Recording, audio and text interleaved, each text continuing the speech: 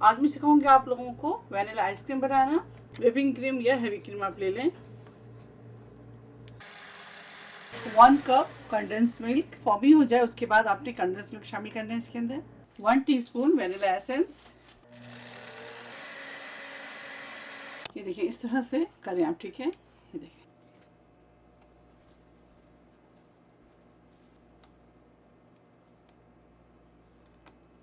बहुत इजी है और भी बहुत आइसक्रीम की रेसिपीज मैंने सिखाई हुई है, मैं अपने मेरे चैनल में मौजूद है, आप वहां से जाकर ले सकते हैं। अब इस पर लिड लगाएंगे। 6 to 8 आवर इसे फ्रीज करें या आप ओवरनाइट छोड़ दें। तो मिलते हैं आप लोगों से कल। सर्व करते हैं और आपको दिखाते हैं।